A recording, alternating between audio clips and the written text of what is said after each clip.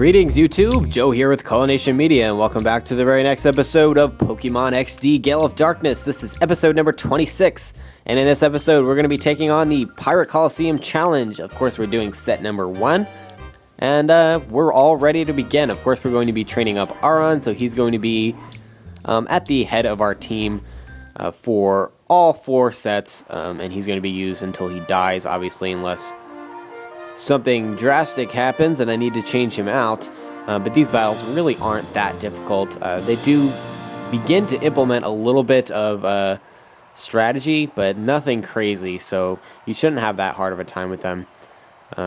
One thing to keep in mind about this Colosseum is that all of the Pokemon are at level 20, no higher, no lower, so plan accordingly. In Battle 1 of Set 1, we have Riesla, I think her name was, and she's going to start off with Pichu and Teddiursa. Keep in mind that the order in which the Pokemon come out and are used in these battles is completely random, so if you were to fight this battle again, the order can be completely different.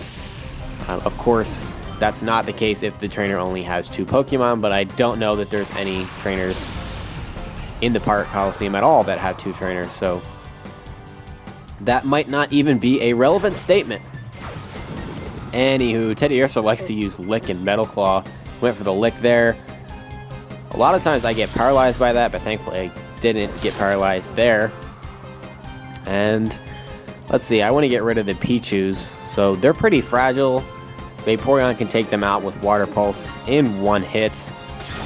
And Teddiursa doesn't really have anything on us other than possibly being able to get a paralysis condition with Lick.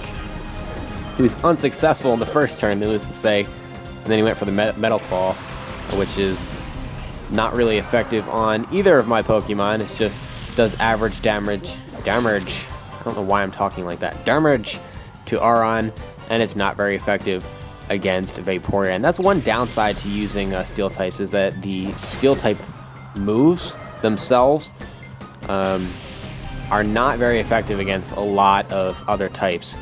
They don't have a lot of advantages. In fact, the only types that they're super effective on are Rock and Ice, and especially with Ice has so many other weaknesses that it almost makes it moot to begin with.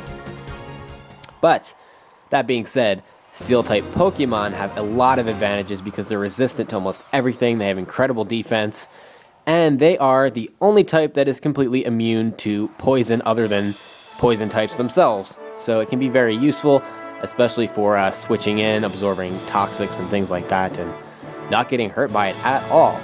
So that's why I chose Aron. I needed a good physical attacker, somebody with good defense, and I wanted the resistances that come along with the awesome Steel type. And that being said, I didn't have any other good choices for rock types either, because there are no good rock types in this game other than trading for Larvitar with Duking. Anywho, this Sailor Man is going to have the 3 Johto starter Pokemon on his team, so of course they are Totodile, Cyndaquil, and Chikorita. He just so happens to be starting out with Cyndaquil and Chikorita, so Fire and Grass. Let's see, we'll use Headbutt on Chikorita. And we're going to use Water Pulse on Cyndaquil, and that's going to knock him out in 1 hit. Unfortunately, he went for the Quick Attack, so he still gets an attack off this turn. But seeing as how that only did 6 damage, I'm really not that worried about it at all. Cyndaquil goes down very, very easily. And Totodile is going to be up next, which could be kind of dangerous because I believe it knows Water Pulse instead of Water Gun. And that could do some serious damage to Aron, because Aron is, in fact, weakened by water-type moves. I keep tripping over my words. Chikorita went for the Ingrain there, so it's going to be regaining health each turn, so we need to take it out now while we can. So we're going to double team it and get it off the field before it goes for, well, not goes for anything else, but before it just continues to regain its health, because we don't want that. We kind of want it to have low health, not high health.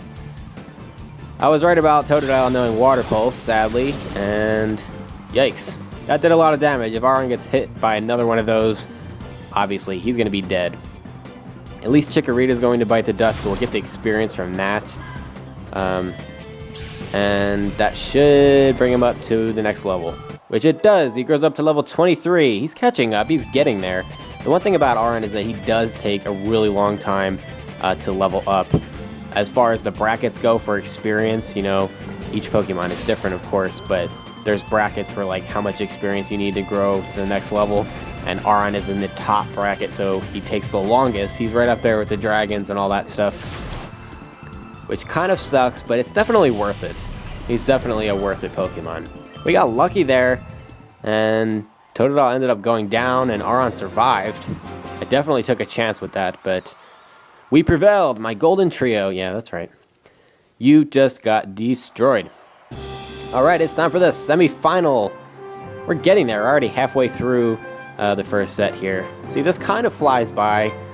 I mean, I don't know. I've done this Colosseum so many times throughout the times that I've played through this game and beaten this game that it doesn't drag by like it used to for me.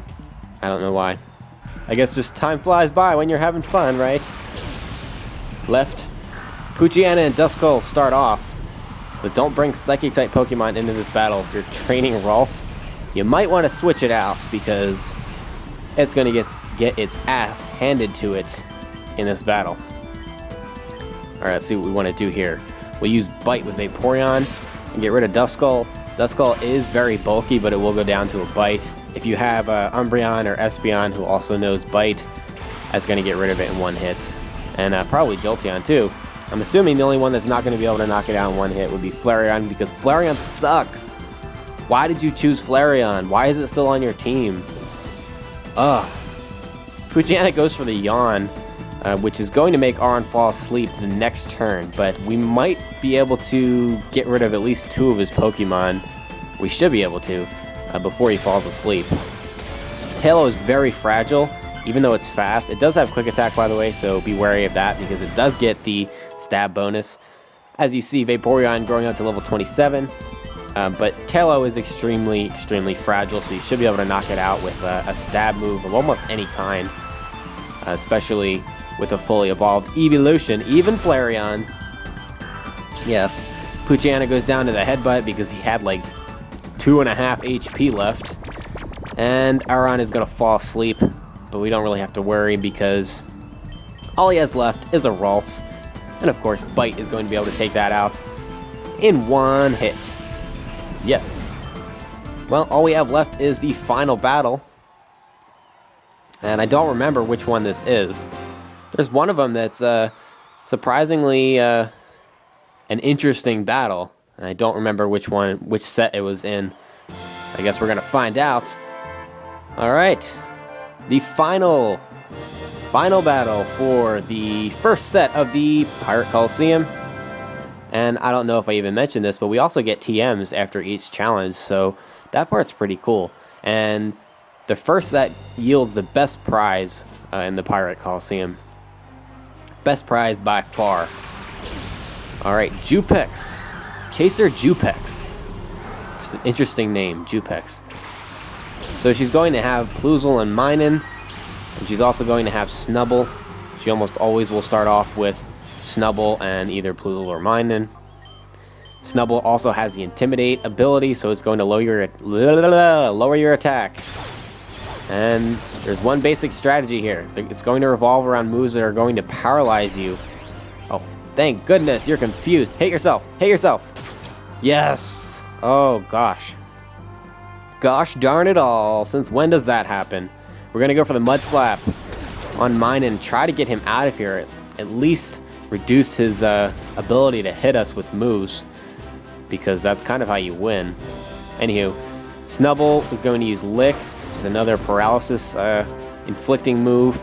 Minun likes to use Spark to try to paralyze you, and Snubble will then follow that up with a Stab Smelling Salt, which, if you don't know already, will deal double damage to any foe that is already paralyzed. It will cure the paralysis, but it deals double damage, and Snubble already has a high attack stat, and combined with the stab bonus, it's pretty much going to kill you unless you're Aron.